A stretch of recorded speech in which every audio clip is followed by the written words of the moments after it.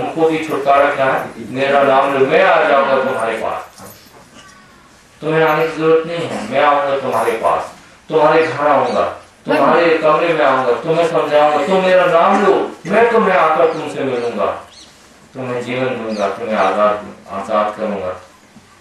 तीसरे काम जिसके लिए यीशु मसीह आए थे वो क्या था, अंधों को दृष्टि देने के लिए आए थे। अंधे कौन, अंधा, बाइबल में अंधे को अंधा नहीं कहा जाता है, जो देखता है और जिसको दिखाई नहीं देता है उसको अंधा बोलते हैं। समझ में आया? अजीब सी बात कह दी मैंने, आदमी की दृष्टि नहीं। हाँ, अंधे को अंधा नहीं बोलते हैं बाइबल में। अंधा भी है, वो भी अच्छा इंसान है, प्रभु की दृष्टि में प्यारा, प्रेम करता है प्रभु से, देखने वाले से भी प्रेम करता है, सबसे प्रेम करता। अंधा अंधा नहीं है यदि उसके पास सत्य है। सत्य को भी दृष्टि बोलते हैं, प्रकाश को भी दृष्टि बोलते हैं, देखना बोलते हैं। ये सारी चीजें से देख सकते, जिस चीज से तुम्हें दिखाई देता है, सत्य दिखाई देता है, उसको आंख बोलते हैं। ठीक है ना? अभी मेरे पास आंख है इसलिए मैं आप लोगों को देख पा रहा हूँ। यदि मेरे पास आंख नहीं होगी तो अभी आप लोग सामने बैठे हैं लेकिन मुझे दिखाई नहीं दे रहा है। इसी तरह बहुत से लोग हैं जो जिनको दिखाई नहीं दे रहा है। परमेश्वर आया है, यीशु मसीह आए हैं, मैं पापी हूँ। कितने लोग हैं जो अपने आप को पापी नहीं कहते हैं? अरे मैं पापी नहीं, वो पापी है, पड़ोसी। सही है ना? तो बाइबल में अंधों को अंधा नहीं कहा जाता है, लेकिन वो जो देखते हैं पर दिखाई नहीं देता, उनको दिख रहा है गलत, लेकिन गलत नहीं बोल रहे हैं। पाप दिखाई दे रहा है लेकिन पाप को पाप नहीं बोल रहे हैं। वो प्रभु यीशु मसीह की कहानी बता रहे हैं कि यीशु मसीह क्रूस पर मरे, तुम्हारे पापों के लिए जान दी, तुम्हारे खून, अपना खून बहाकर तुम्हें माफ करके तुम्हें स्वर्ग लोक में ले जाएंगे। ये उनको बताया जा रहा है, लेकिन क्या उन्होंने कबूल किया? क्या उन्होंने कबूल किया? नहीं, उनको समझ में नहीं आ, समझ भी नहीं आ रहा है, दिखाई भी नहीं दे रहा है, विश्वास भी नहीं आ रहा है। इसका मतलब क्या? अंधे हैं। सच है, हमने बोला कि यहाँ पर ये माइक है, इसमें बिजली है, बिजली के कारण ये हम बोल रहे हैं, ना इनको समझ में आ रहा है, ना इनको मालूम पड़ रहा है, ना इनको विश्वास आ रहा है, ना ये बिजली को जानते हैं, ना ये माइक को समझ रहे हैं। इसका मतलब ये क्या है? हालांकि इनके सामने ये चीज है लेकिन ये अंधे हैं, इनको दिखाई नहीं दे रहा। जो अंधे हैं उनको भी दृष्टि देने के लिए कौन आया है? प्रभु यीशु मसीह। जिनके पास कोई आइडिया नहीं, जिनको कुछ नहीं मालूम ईश्वर के बारे में। ईश्वर कौन है? सृष्टिकर्ता कौन है? नहीं मालूम। पाप क्या है? नहीं मालूम। पवित्रता क्या है? नहीं मालूम। पाप क्या होगा? नहीं मालूम। कुछ नहीं मालूम, दिखता भी नहीं है। जैसे एक बच्चा है जिससे अपन लोग कुछ 3 साल का बच्चा है, उससे अपन लोग कोई बड़े 10 क्लास की गणित करा सकते हैं क्या? नहीं। कहने का मतलब वो अंधा नहीं है, लेकिन उस मामले में वो अंधा है, उसे नहीं दिख रहा है, ना समझ में आ रहा है। हमको जब सत्य समझ में नहीं आएगा, जब हमें सत्य पर विश्वास नहीं होगा, इसका मतलब हम अंधे हैं। परमेश्वर प्रभु यीशु हमारी इस बारे में भी मदद करता है। कैसे करता है? अपनी आत्मा से विश्वास देता है। आपको मालूम है विश्वास में भी आपकी खूबी नहीं है। आप बोलेंगे हाँ मेरा बहुत अच्छा विश्वास है, उनके जैसा नहीं, मैं विश्वास कर लेता हूँ। नहीं, बाइबल में लिखा है कि विश्वास भी परमेश्वर का वरदान है।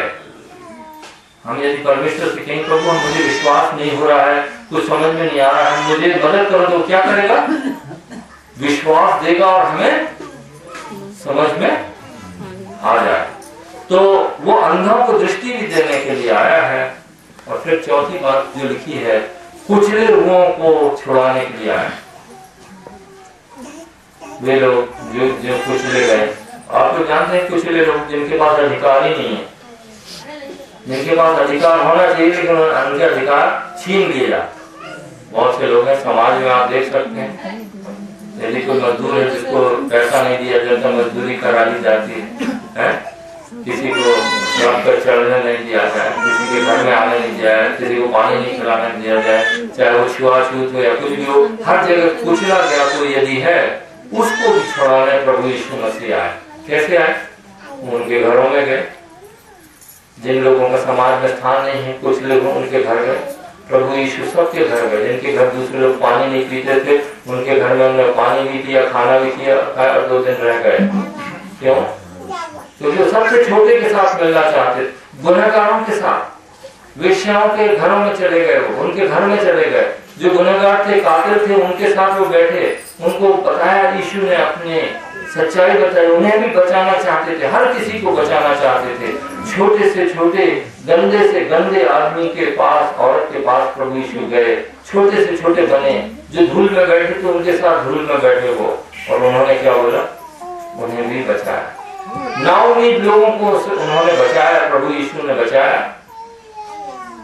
तो हमारे पास कितनी आशा है। क्या आज हम खुश हैं? क्या हम बोल सकते हैं कि प्रभु यीशु हमें आज हमारे पास खुशखबरी है? आज हम लोग जो इस तरह सत्संग में बैठे हैं, तो क्या हम खुश हैं? कितने लोग हैं आप बताइए यहाँ पे यूपी में, गांव में, जिनको इस तरह बैठने को, सुनने को नहीं मिल रहा? सही बात है ना? हम लोगों को सुनाई देना। जो यीशु मसीह हमारे घर आ गए, वो यीशु मसीह हमारे पड़ोस में आए, हमारे घर आए, हमारे शादियों में बैठे, हमारे साथ रोटी खाई उनने। वो बड़े नहीं बने, उन्होंने ये नहीं बोला हम राजा हैं, उन्हें ये नहीं बोला कि तुम्हारी जात क्या है, उन्हें ये नहीं पूछा तुम्हारे पास कितना पैसा है, उन्हें ये नहीं पूछा तुम कितने पापी हो, तुम्हारे घर में दंगा फसाद है, तुम शराब पी की नहीं, तुमने, उसने कुछ नहीं पूछा। उसने कहा तुम मुझे बुलाओ, मैं तुम्हारे पास आता हूँ। इससे बड़ी खुशखबरी क्या है? इससे बड़ी कोई खुशखबरी है? नहीं। हमारे पास आज आनंद है, हमारे पास आज खुशी है, आज इसकी महिमा करना है। 4 बातें याद रखिए आप।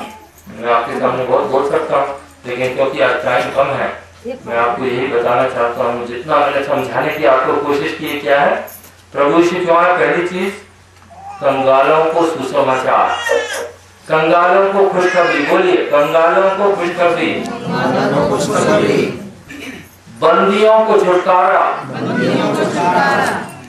अंधों को दृष्टि, और कुचले हुओं को छुड़ाना। इसके लिए यीशु मसीह आए। क्या ये खुशखबरी नहीं? आज हमें अपना मन यीशु मसीह को देना पूरी तरह से। यदि हम सोचते हैं कि बस हम सत्संग में आ गए तो प्रभु यीशु खुश हो गए, ऐसा कुछ नहीं। आप सत्संग में 100 बार में आएंगे तो भी प्रभु यीशु मसीह खुश नहीं होंगे, जब तक आप उसके पास आके उससे पापों की क्षमा मांगकर उसके पीछे ना चलें। ठीक है? हम एक छोटी सी प्रार्थना करेंगे, आप हमारे साथ वो प्रार्थना दोहराओ, ठीक है? और उसके पीछे अपना जीवन लगाओ, ठीक है? सब आंखें बंद करें, सब आंखें बंद करें, और आज हम फिर से निर्णय लें। जिन्होंने निर्णय लिया हुआ है वो फिर से अपने आप को प्रभु के साथ रख सकते हैं। जिन्होंने निर्णय पहले आज तक नहीं किया था, वो आज सच्चे दिल से ये निर्णय कर सकते हैं। आइए निर्णय करें। हे प्रभु यीशु, मैं आपके पास आता हूँ। मैं धन्यवाद करती हूँ कि आपने मेरे पापों के लिए खून बहाया। आपने बताया स्वर्ग में ईश्वर हमारा पिता है, वो हमसे प्रेम करता है। प्रभु यीशु आप मनुष्य बनकर हमारे पास आए, हमें जीवन देने के लिए पवित्र खून क्रूस पर बहाया।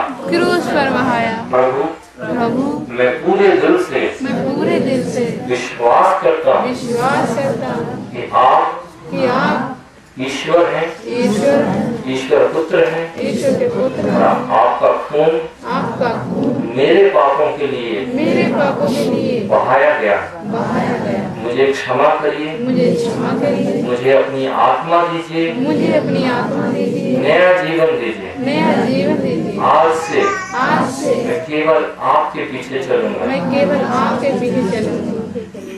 धन्यवाद यीशु के नाम से, आमीन। बोलो कोई मसीह।